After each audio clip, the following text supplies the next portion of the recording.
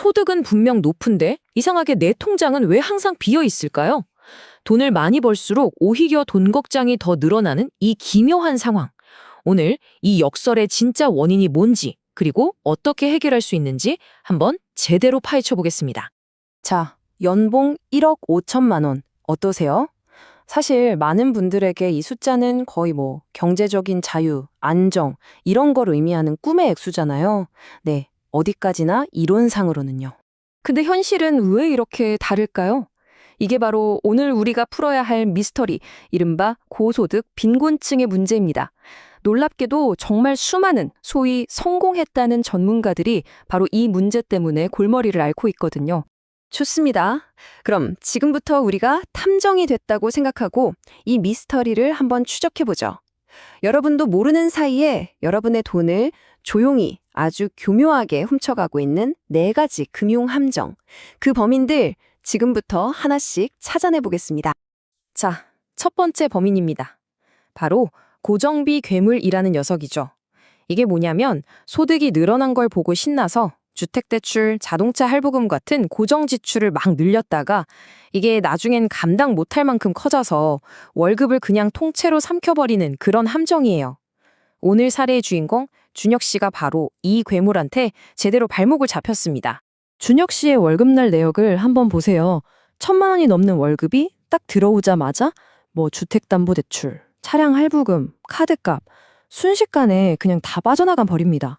진짜 놀라운 건 월급이 꽂힌 지 단 6시간 만에 통장이 그냥 텅 비어버린다는 거예요. 그리고 최종적으로 남는 결과는요, 매달 420만 원의 적자입니다.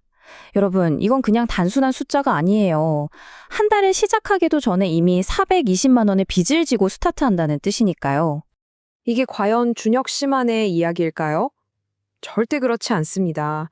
이 통계를 보세요. 고소득자 10명 중에 4명 이상, 그러니까 무려 42%가 고정비가 월급보다 더 많은 매달 적자를 볼 수밖에 없는 그런 구조 속에서 살고 있다는 겁니다. 자, 여기서 우리가 반드시 얻어야 할 첫 번째 교훈이 나옵니다. 여러분의 재정 상태를 결정하는 건 연봉 액수가 아니라는 거예요. 얼마나 잘 통제된 고정비 구조를 가지고 있느냐, 바로 이겁니다. 자, 그럼 두 번째 범인을 만나보시죠. 이 녀석은 서류 위 부자라는 환상입니다. 이게 뭐냐면 장부상으로는 자산이 분명히 많은데 당장 쓸 수 있는 현금은 하나도 없는 상태를 말하는 거죠. 수진 씨가 바로 이 함정에 제대로 빠졌어요. 서류상으로 보면 수진 씨의 순자산은 10억이 넘었습니다. 와, 누가 봐도 부자죠. 근데 이 그래프를 한번 자세히 들여다보세요. 자산의 거의 대부분인 95% 이상이 부동산에 꽁꽁 묶여 있고요. 진짜 현금은 고작 2%밖에 안 돼요. 10억 자산가. 그런데 왜 매달 카드값 내고 공과금 내는 걸 이렇게 힘들어할까요? 이게 대체 어떻게 가능한 일일까요? 정답은 바로 여기에 있습니다. 현금 흐름. 이 막대 그래프가 보여주듯이 매달 들어오는 돈보다 나가는 돈이 180만 원이나 더 많기 때문이죠. 결국 생활비를 마련하려고 자기가 가진 자산을 팔아야 하는 정말 아이러니한 상황에 처하게 된 겁니다. 세 번째 범인은 마음속 깊은 곳에 있는 불안감. 바로 외줄타기 소득이 주는 공포입니다. 오직 직장 하나에 내 모든 걸 의존하고 있는 상태죠. 18년차 베테랑인 동욱 씨도 이 불안감 때문에 매일 살얼음판을 걷는 기분이었다고 합니다. 한때는 정말 자랑이었던 그 긴 근속 연수와 높은 직급이 이제는 오히려 자신을 겨누는 표적이 될 수 있다는 걸 깨달은 거죠. 실제로 회사에 떠도는 구조조정 대상자 루머의 모든 조건에 동욱 씨가 완벽하게 들어맞았던 겁니다. 동욱 씨가 느끼는 이 불안감, 절대 혼자만의 감정이 아닙니다. 실제로 고소득 직장인의 무려 73%, 그러니까 4명 중 3명은 언제든 직장을 잃을 수 있다는 이 구조조정의 공포를 안고 살아간다고 해요. 그리고 이제 마지막, 4번째 범인입니다. 이 녀석이 가장 교활하고 알아차리기가 힘들어요. 바로 생활 수준 인플레이션이라는 건데요. 소득은 거북이처럼 느릿느릿 오르는데 내 씀씀이는 토끼처럼 훨씬 더 빨리 달려나가 버리는 현상이죠.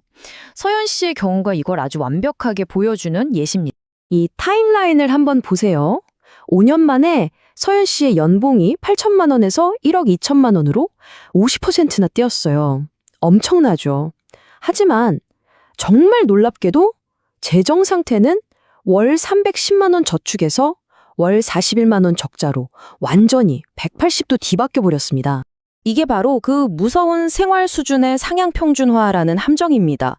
소득이 좀 늘었다고 더 좋은 집, 더 비싼 차, 더 잦은 해외여행 이렇게 지출을 늘리다 보면 늘어난 소득을 금방 따라잡고 결국엔 초과해버리는 거죠.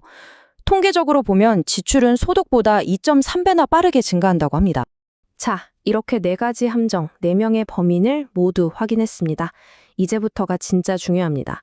이 모든 불안에서 완전히 벗어나서 내 돈에 대한 통제권을 되찾을 수 있는 명확한 4단계 해결책 지금부터 알려드리겠습니다. 해결책은 바로 이 4단계 시스템에 있습니다. 1단계, 현실을 똑바로 진단하는 겁니다. 4가지 함정에 비춰서 내 상태가 어떤지 정확히 파악하는 거죠. 2단계, 우선순위를 정합니다. 가장 먼저 통제 불가능한 고정비를 줄이고 현금 흐름을 플러스로 바꾸는 데 집중해야 합니다. 3단계, 계획을 실행합니다. 딱 6개월의 기간을 잡고 구체적인 변화를 만들어내는 거예요. 마지막 4단계, 이 시스템을 유지하는 겁니다. 다시는 함정에 빠지지 않도록 좋은 습관을 내 몸에 완전히 장착하는 거죠. 그리고 이건 그냥 그럴듯한 이론이 아닙니다. 실제 결과는 정말 놀라워요. 아까 봤던 준혁, 수진, 서연 씨 모두 이 계획을 통해서 월 수백만 원의 적자를 수백만 원의 흑자로 바꾸는 데 성공했습니다. 이런 놀라운 변화가 소수의 몇몇 사람에게만 일어나는 기적이 아니라는 겁니다. 이 시스템을 실제로 실천한 사람 10명 중에 거의 9명, 그러니까 87%가 단 1년 만에 돈에 대한 불안감에서 완전히 해방되었다고 이야기합니다. 결국 오늘 우리가 발견한 가장 중요한 진실은 바로 이겁니다. 연봉이 답이 아니다. 구조가 답이다. 재정적인 안정이라는 건요, 돈을 더 많이 버는 것에서 오는 게 아니에요. 내 돈이 움직이는 구조 자체를 바로잡는 데서 시작되는 겁니다. 이제 마지막으로 여러분 자신에게 이 질문을 한번 던져볼 시간입니다. 지금 여러분의 재무 구조는 어떤 이야기를 들려주고 있나요?